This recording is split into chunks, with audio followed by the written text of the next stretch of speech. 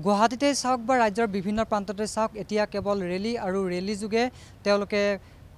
প্ৰিয় যিগৰাকী শিল্পী আছে জুবিন গাৰ্গলৈ শ্ৰদ্ধাঞ্জলি জ্ঞাপনৰ বাবে ওলাই আহিছে কিন্তু এনে কিছুমান ব্যক্তি আছে যিসকল লোক শ্ৰদ্ধাঞ্জলি জ্ঞাপনৰ বাবে ৰেলী উলিয়াব পৰা নাই বা ৰেলীত তেওঁলোকে অংশগ্ৰহণ কৰিব পৰা নাই কাৰণ তেওঁলোকৰ মনত এতিয়া এক প্ৰচণ্ড শোকে খুন্দা মাৰি ধৰিছে এটা চুকত আবদ্ধ হৈ তেওঁলোকে চকুলো টুকিছে আৰু জুবিনৰ সৈতে যিসমূহ স্মৃতি আছিল সেই স্মৃতিসমূহ তেওঁলোকে ৰোমন্থন কৰিছে আৰু তেনে এজন ব্যক্তি হৈছে প্ৰশান্ত বৰা আৰু সেইগৰাকী প্ৰশান্ত বৰাক আমি চিনাকি কৰি দিবলৈ চেষ্টা কৰিছোঁ এইগৰাকী হৈছে আমাৰ প্ৰিয় শিল্পী জুবিন গাৰ্গৰ চাইল্ডহুড ফ্ৰেণ্ড সৰুকালিৰ বন্ধু আৰু তেখেতৰ পৰা পোনপটীয়াকৈ আমি জানিবলৈ চেষ্টা কৰিম শিল্পী জুবিন গাৰ্গৰ সৈতে সৰুকালিৰ যিসমূহ স্মৃতি আছে আৰু বহু নজনা কথা প্ৰশান্ত দত্ত বা প্ৰশান্ত বৰা তেওঁ আমাৰ অফিচৰ কাৰ্যালয়তেই বহি এটা কাকুল পৰিৱেশৰ মাজত থকা পৰিলক্ষিত হৈছিলে সেই গতিকে ভাবিছোঁ তেখেতৰ পৰা কিছু কথা জানিবলৈ আমি চেষ্টা কৰিম যিহেতুকে সাঁতুৰিবলৈ গৈয়েই জুবিনৰ মৃত্যু হোৱা বুলি চৰ্চা হৈছে আপোনাৰ তেনেকুৱা কিবা স্মৃতি আছে নেকি জুবিনৰ সৈতে যে সাঁতুৰিবলৈ গৈ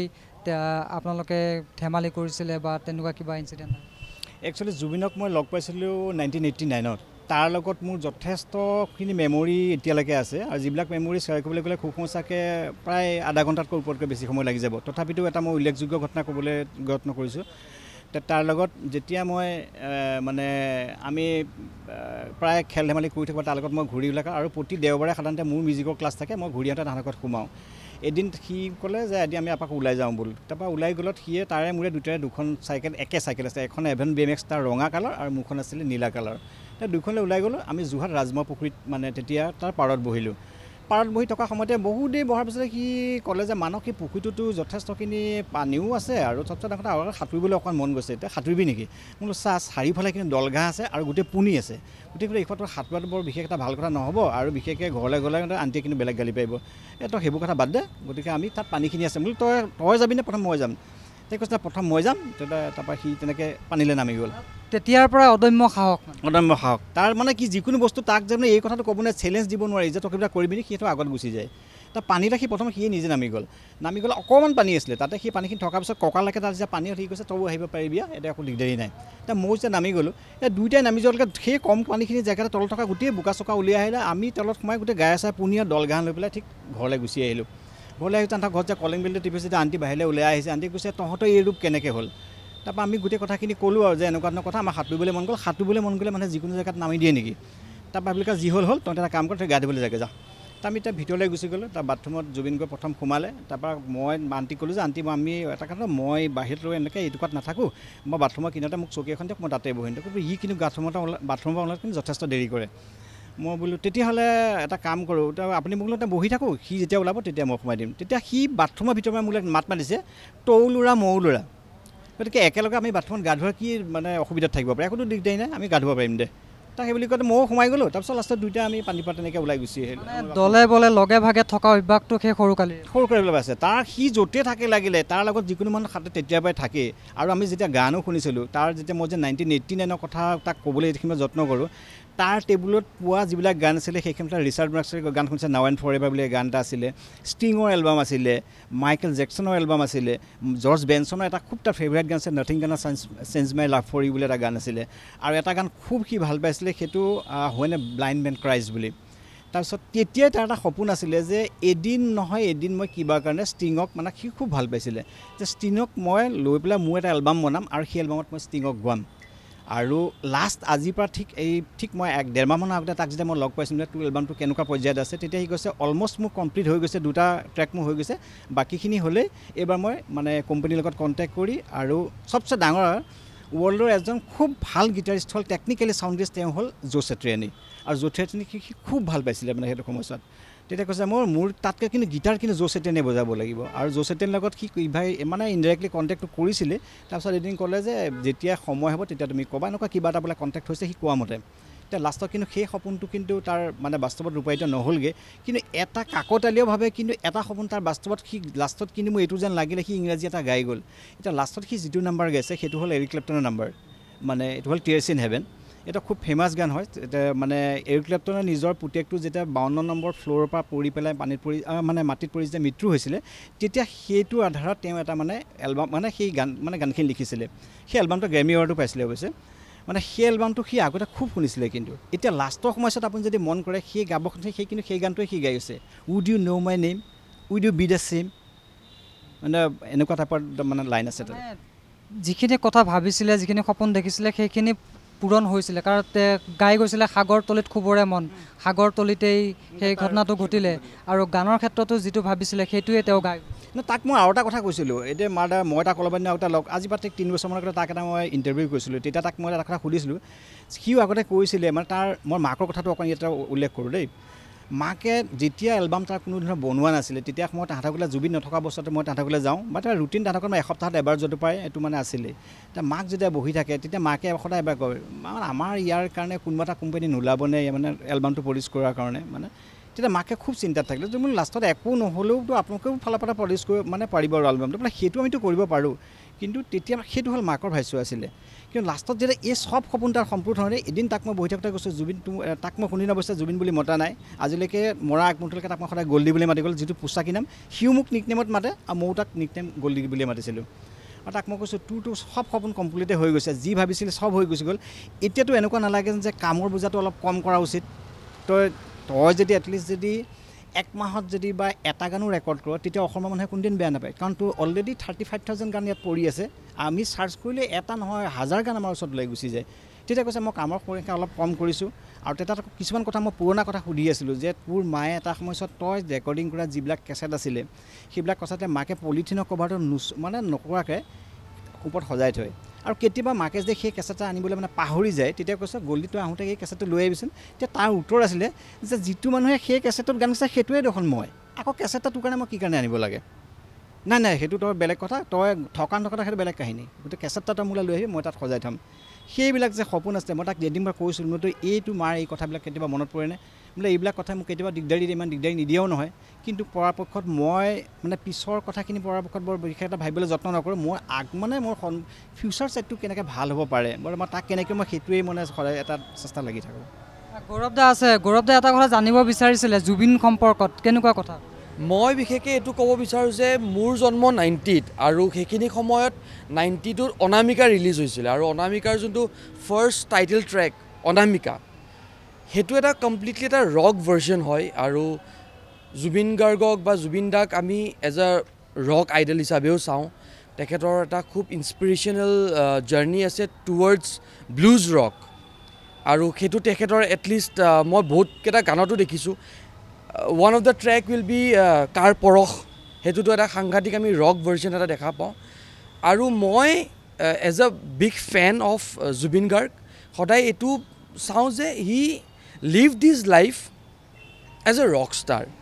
মই আজিও বিশ্বাস কৰিব পৰা নাই আৰু অকল মই বুলি নহয় গোটেই অসমবাসীয়ে বিশ্বাস কৰিব পৰা নাই যে জুবিন গাৰ্গ বা জুবিন দা আমাৰ মাজত নাই আৰু তেখেতৰ যিখিনি ইনস্পিৰেশ্যনেল কথা আমি আজি ইমান দিনে শিকিলোঁ আৰু শিকিব বহুত বাকীও থাকিলে কামিং জেনেৰেশ্যনছ বিশেষকৈ তেওঁলোকে বহুত কথা শিকিব বাকী থাকিলে it's a big loss for Assam for India এইখিনিয়ে মই ক'ম আজি ৰক মিউজিকৰ প্ৰতি তেখেতৰ ধাউতিটো কেতিয়াৰ পৰা বন্ধু হিচাপে কেনেকৈ পাইছে গৌৰৱ দা ইতিমধ্যে সেইটো কথাই একচুৱেলি ৰক একচুৱেলি কি মই তাক 1989 যেতিয়া লগ পাইছোঁ মই তেতিয়া অলৰেডি কৈছোঁ যে যিখিনি গান সি শুনিছিলে সেইখিনি একচুৱেলি প্ৰায় ক্লাছিকেল নাম্বাৰ্ছ আছিলে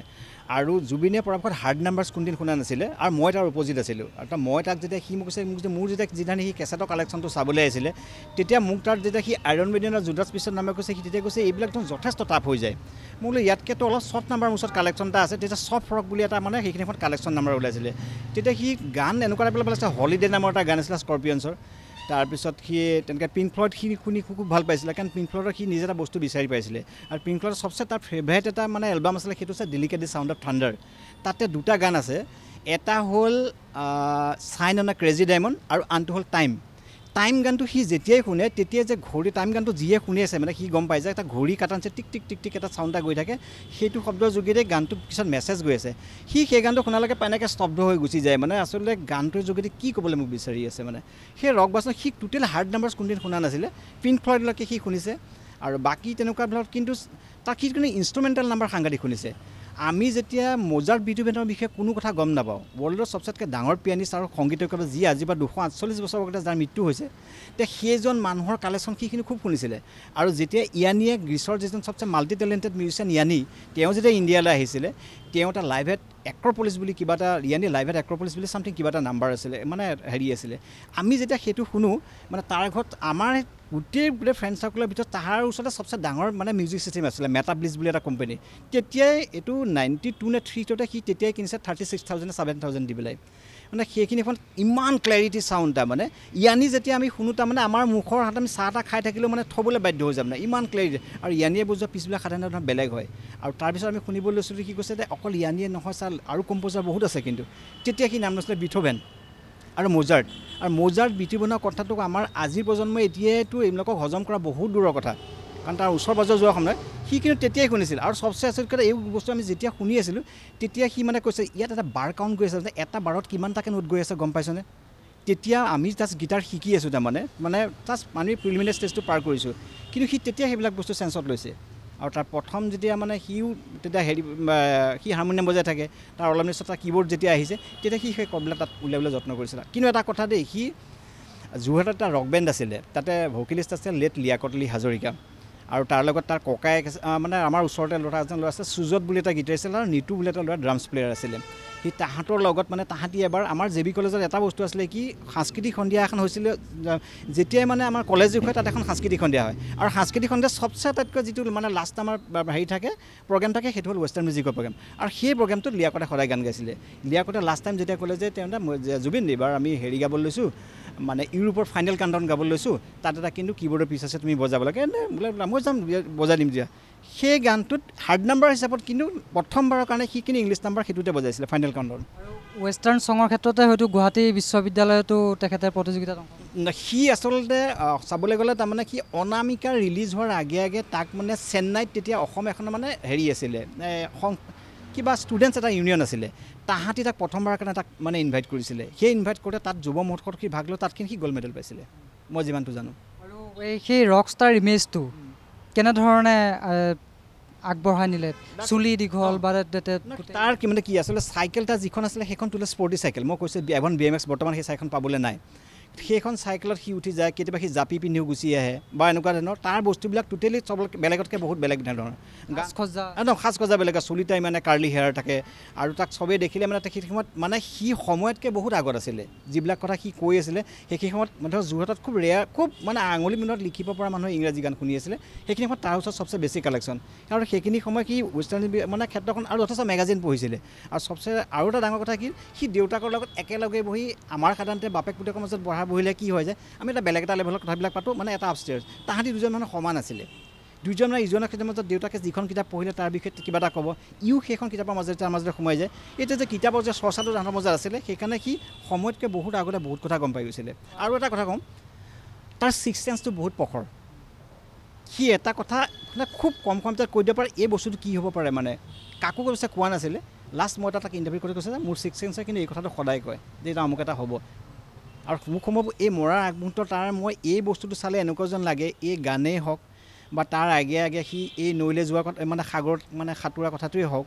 এই যিমানবিলাক ৰিলেটেড বস্তুবিলাক প্ৰায় একমাহমানৰ আগৰ পৰা যিবিলাক ঘটনা ঘটি আছে সি যেন সেই কথাটো মোক কিবা গম পাই যেন লাগে প্ৰায়ে কৈছিলে মোৰ মৃতদেহটো ব্ৰহ্মপুত্ৰত দলিয়াই দিব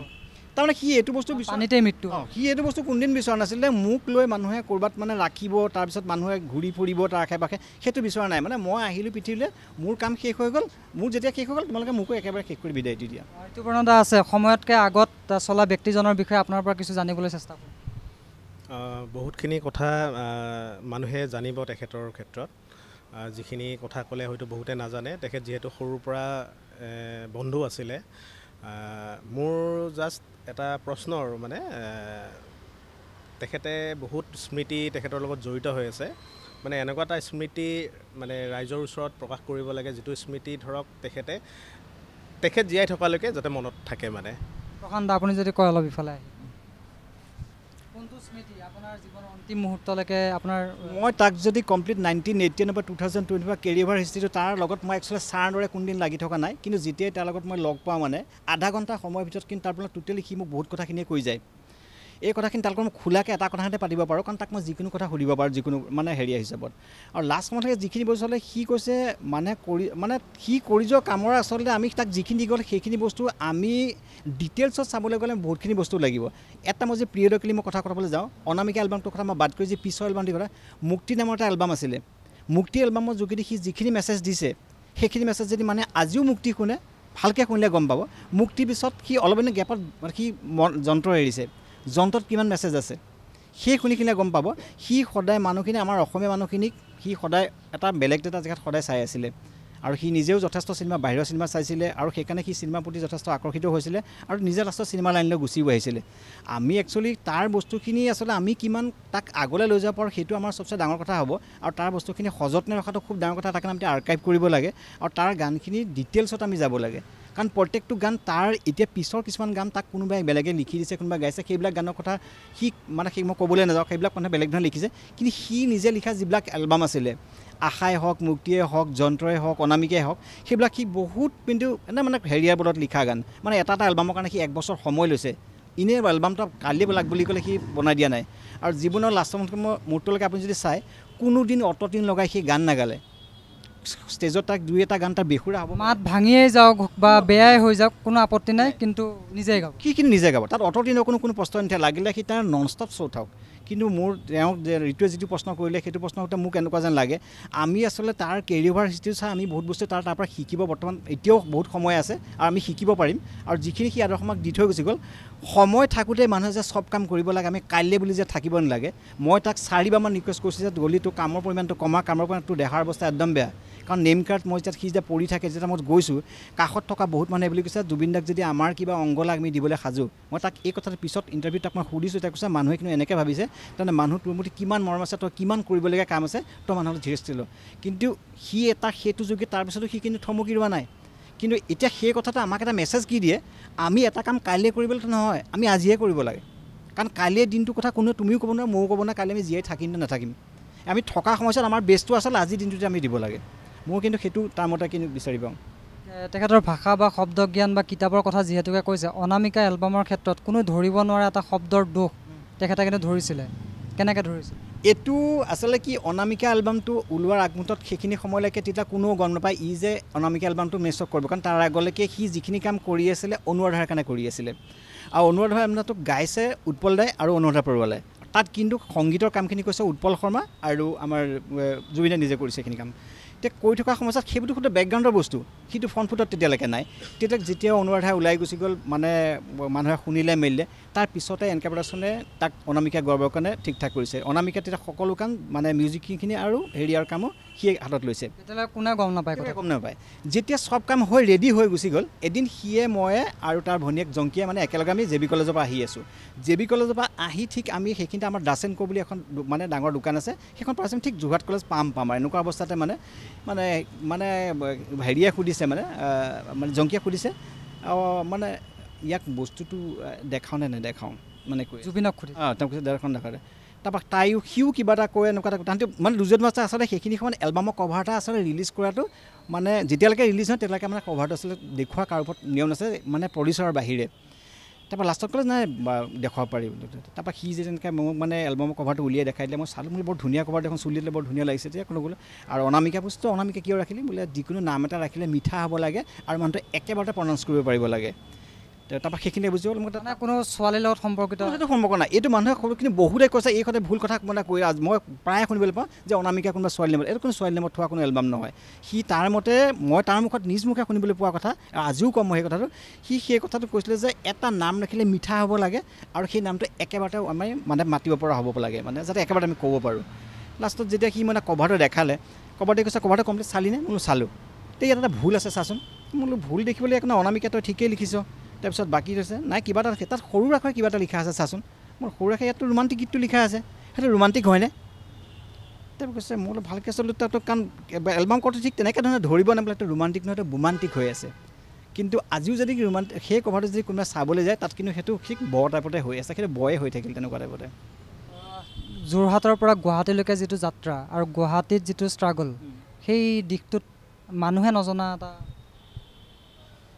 হয় যদি ক'ব। সেইখিনি সময়ত সি ইয়ালৈ যেতিয়া আহিছে তেতিয়া তাক অলৰেডি সি যোৰহাটত তেতিয়াতো আচাৰলৈকেতো সি মানে গোটেই প্ৰগ্ৰেমখিনি তেতিয়া তাততো কৰিছেই। আৰু মই তাক যে এটা ক্ৰেজ কৰাৰ কথা ক'বলৈ যাওঁ মানে সেইখিনি সময়তে তাক আচলতে সি তাক মানুহৰ মাজত সি কিমান এটা মানে পপুলাৰ হৈছিলে। আশা এলবামটো ৰিলিজ কৰাৰ পিছতে তাৰমানে সি তাৰ হেৰি গৈছিলে মানে